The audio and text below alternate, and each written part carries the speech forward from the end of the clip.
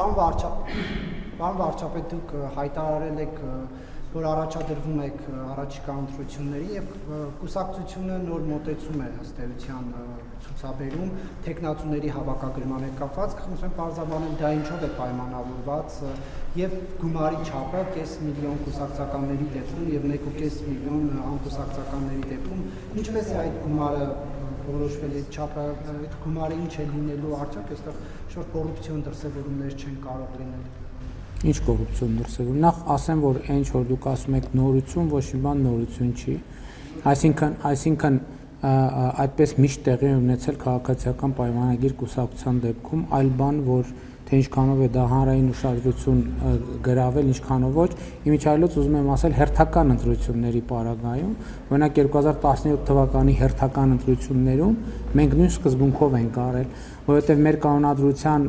համաձայն էլ մենք արտահերթ ընտրությունների դեպքում, քանի որ ժամանակացույցի խնդիր կա, ցուցակը մի քիչ արագացված ռեժիմով է ձևավորվում, իսկ հերթական ընտրությունների դեպքում ավելի, այսպես ասած, տևական պրոցեսի արդյունքում մենք փաստորեն 2026 թվականին նախորդ հերթական ընտրությունը, որին քաղաքացիական պայմանագիր կուսակցությունը մասնակցել է, եղել է 2017 թվականի հերթական խորհրդարանական ընտրությունները եւ մենք ամեն ինչ նույն ձևով ենք արել։ Երկրորդը առաջադրումների վերաբերյալ տեխնացուները միշտ էլ այդ առաջադրման վճարը իրականացրել են, որովհետև մենք քարոզարշավ ենք իրականացնելու,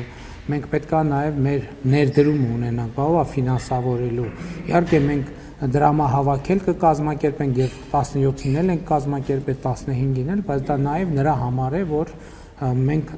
որևէ մեկը եթե տեխնացություն է առաջադրում, պետք է նաև ֆինանսական ներդրում ունենա, ընդ որում պարտադիր չէ անձնական, որովհետև մեր սկզբունքը հետևյալն է, որ տեխնացու լինելը նշանակում է որոշակի առաջնորդություն։ Հետևաբար յուրաքանչյուրը կարող է կանխավարկածով իր միջավայրում, եթե անձամբ ինքը այդ որոշումը չի կայացնում, իր միջավայրում դրամահավաք կազմակերպել ընտանիքի անդամներ, ընկերներ եւ այդ ներդրումը անել։ Ինչու կուսակցականներին 500,000 դրամ, ոչ կուսակցականներին 1.5 միլիոն դրամ, որովհետեւ կուսակցականները այս ընթացքում վճարել են անդամավճար,